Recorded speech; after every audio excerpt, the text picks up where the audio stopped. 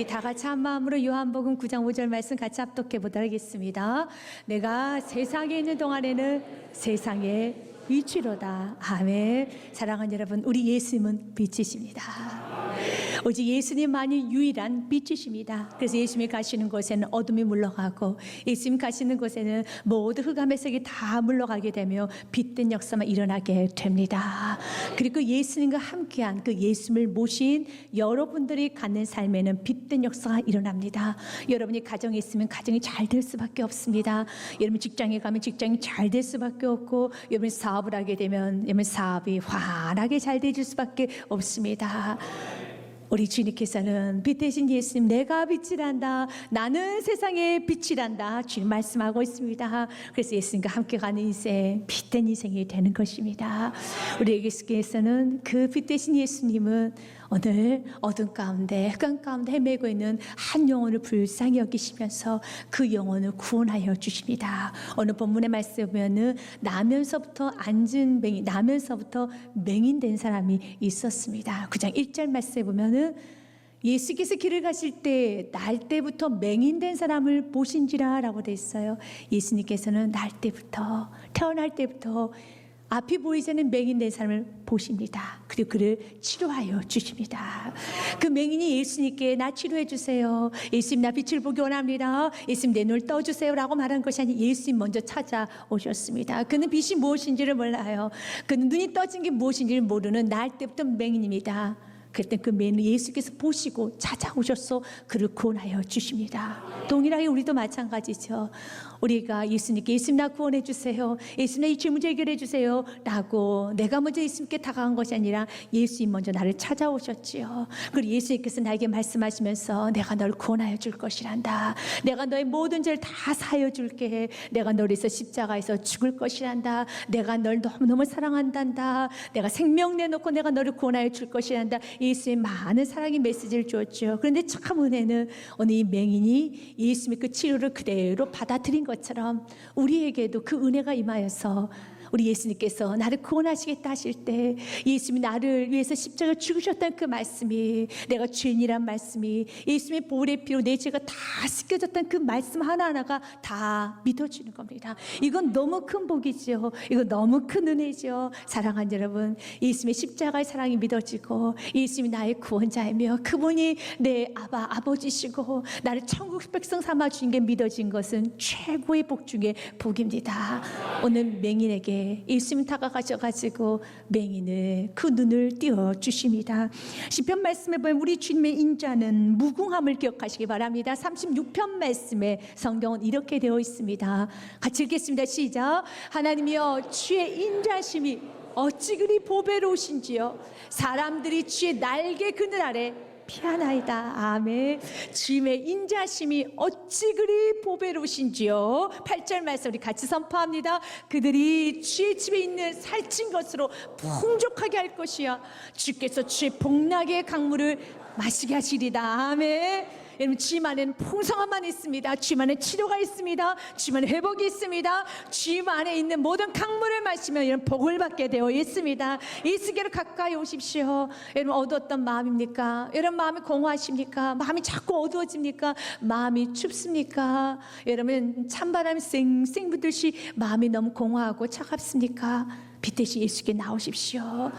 예수님의 그 사랑을 받아들이시고 예수께서 오늘 그 맹인의 눈을 떠주신 것처럼 예수님 동일하게 우리의 마음을 살포시 만져줄 것이고, 우리 어두웠던 눈도 떠줄 것이고, 우리 닫혀있던 모든 문제도 주님은 다 해결하여 주실 것입니다. 그러면서 우리 예수님께서는 그 맹인에게 다가가셔서 예수님은 이렇게 하십니다. 진흙을 이겨서 그 맹인의 눈에, 눈두덩이에다가 붙여주십니다. 이것이 6절 말씀이에요. 같이 읽습니다. 이 말씀을 하시고 땅에 침을 뱉어 진흙 이겨 그의 눈에 바르시고. 아멘.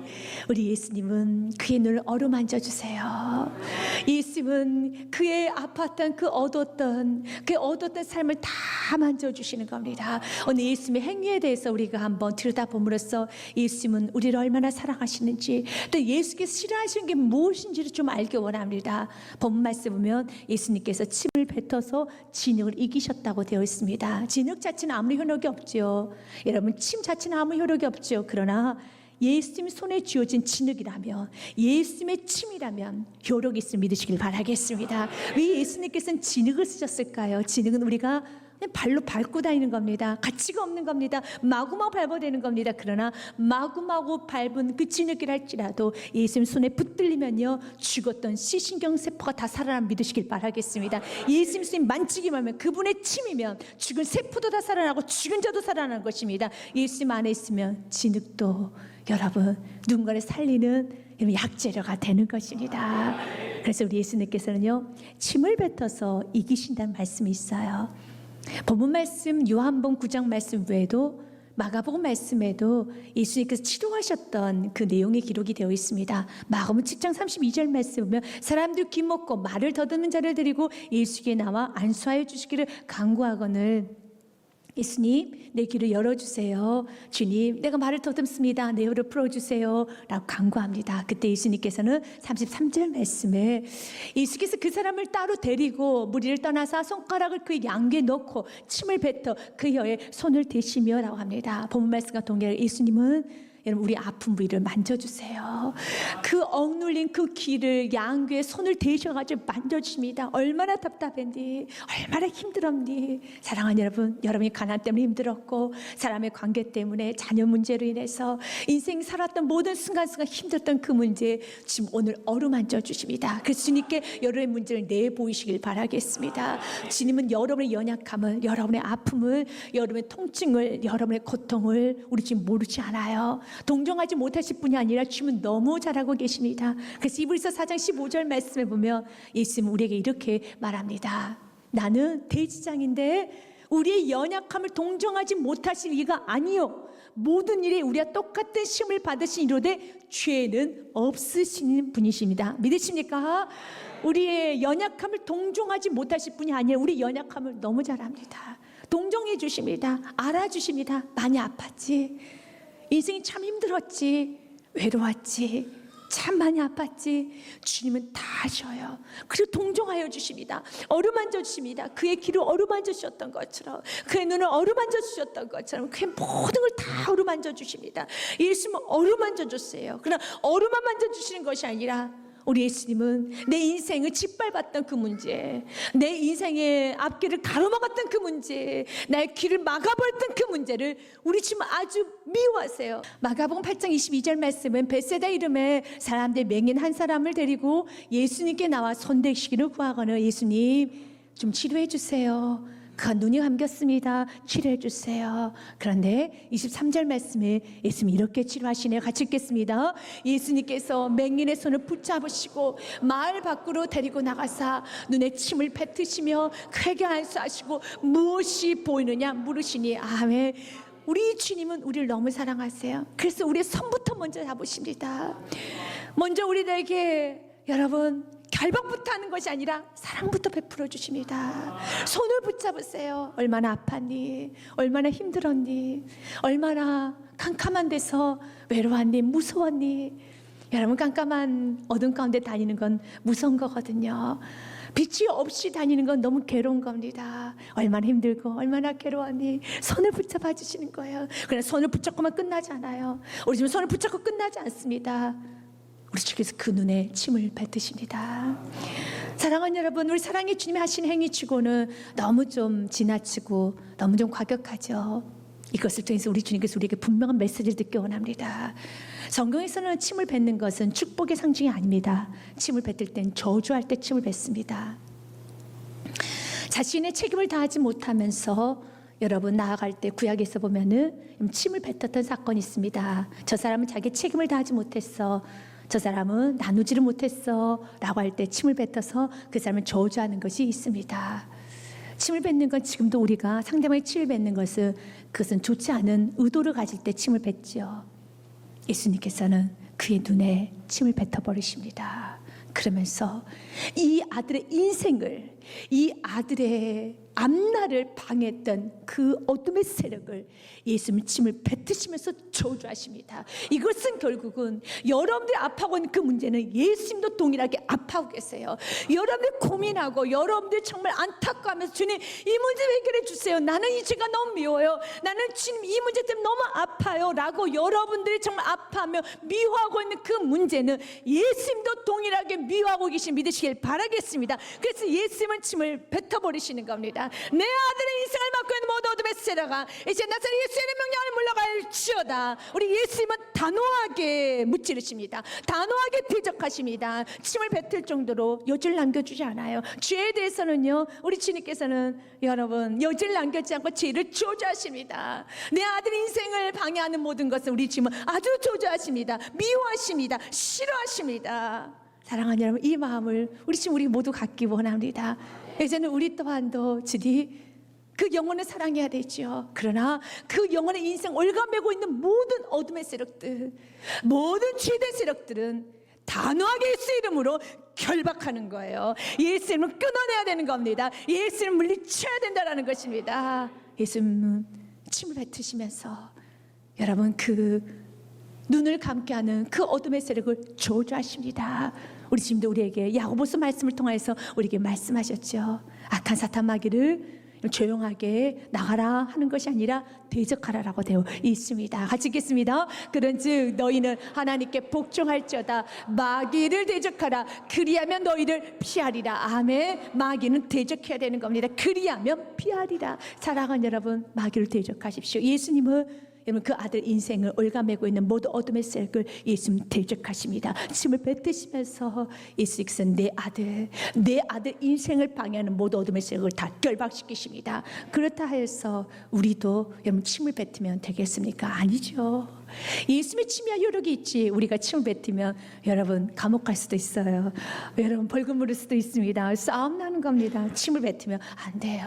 침 뱉으면 안 되는 겁니다. 그럼 우린 뭐 해야 됩니까? 예수의 이름을 기도하는 거예요. 예수의 마음을 가지고 예수님께서 그 사랑 많으신 예수님이 존귀하신 예수님이 영혼을 사랑하면서 그 여러분 한 영혼을 위해서 천하까지 버리신 예수님께서 그 얼굴에 그 눈에 침을 뱉으셨던 그 예수의 심장을 가지고 예수의 마음을 가지고 우리도 동일하게 예수의 이름으로 그 뜨거운 마음으로 결박하며 대적하며 예수의 이름으로 악한 사탄 마귀를 내쫓아야 되는 것입니다. 이제 여러분 자신의 정체성을 분명히 알고 꾸짖을 건 꾸짖으셔야 돼요. 그리고 사랑으로 포용하셔야 되는 것입니다. 예수님은 침을 뱉으시면서 진흙을 이기셔서 그의 눈두덩이에 붙여주십니다. 그런데 차문에는 그 맹인은 여러분 자신의 눈 위에 진흙을 붙였던 그 예수님 누군지도 모릅니다. 그런데 그 맹인은 왜 이러십니까? 라고 하면서 진흙을 떼어버리는 것이 아니라 그대로 순응하고 있어요. 오늘 말씀 8절 말씀에 보면은 그가 7절 말씀에 보면은 이르시되 예수님께서는 그 다음 말씀합니다. 실로암 못에 가서 씻으라 하시니 실로암은 번역하면 보냄을 받았다는 뜻이라 이에 가서 씻고 밝은 눈으로 왔더라. 아멘. 순종을 한다는 것입니다. 여러분 순종하고 하지 않는 건 자유지요. 여러분 예수님께서 그 눈에다가 진흙덩이를 붙였을 때 진흙덩이 떼어버리고 실로암 가서 못에 씻으라 할 때 무슨 실로암에서 못에 씻으면서 자기 갈 대로 갈 수도 있겠죠. 그러나 그 맹인은 순종했어요. 이것이 은혜 중에 은혜입니다. 여러분이 하나님께서 은혜 부어주실 때 순종할 수 있는 건 너무 큰 은혜예요.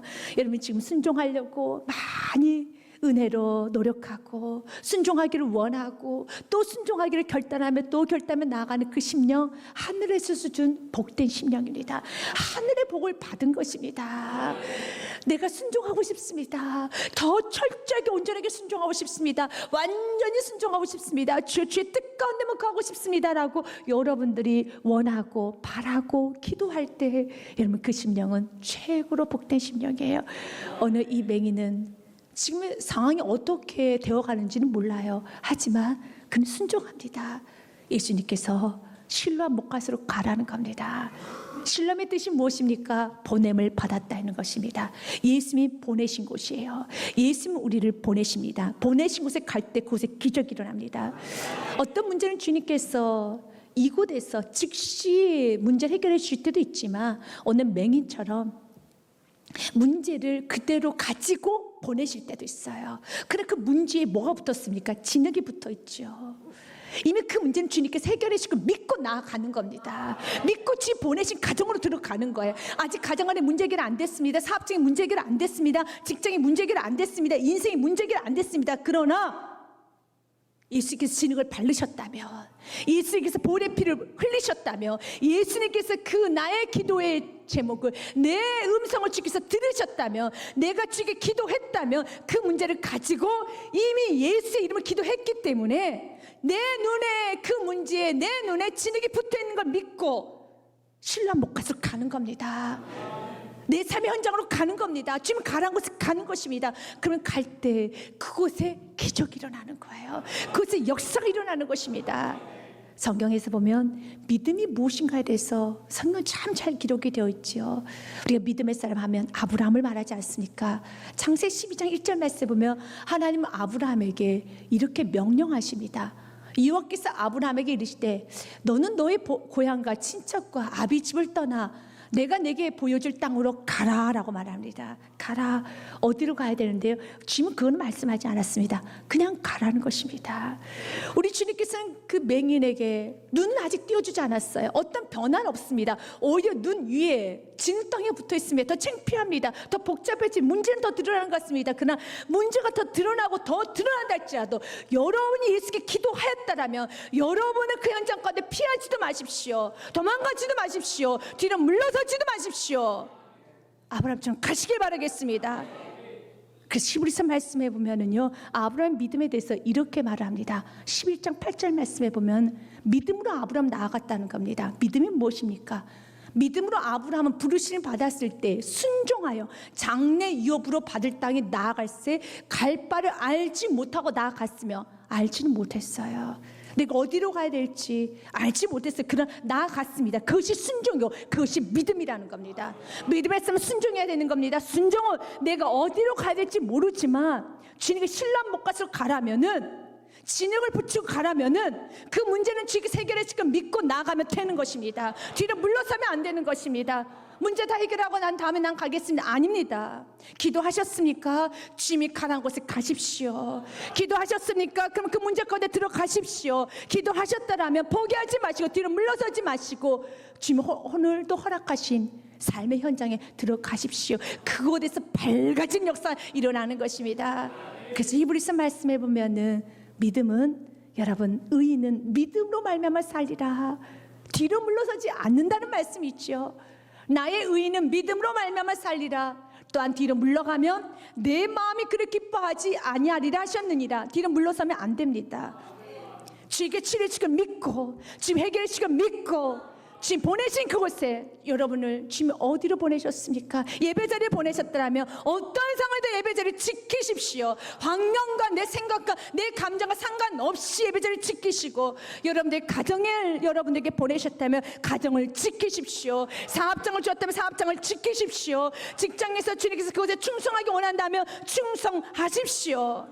문제가 있어도, 아직 해결이 되지 않아도 여러분 기도하고 그 기도가 주님께서 받으셨다는 확신이 있고 여러분의 그 문제 가운데 진흙이 붙여 있다라면 이미 치료는 일어났습니다. 39절 말씀에 같이 읽겠습니다. 시작. 우리는 뒤로 물러가 멸망할 자가 아니요 오직 영혼을 구원함 이르는 믿음을 가진 자니라. 아멘.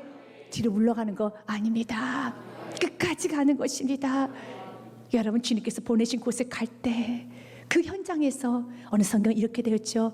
밝아졌더라. 밝아졌더라. 아멘. 그럼 오늘 말씀은 눈이 밝아졌다면 끝나지 않아요.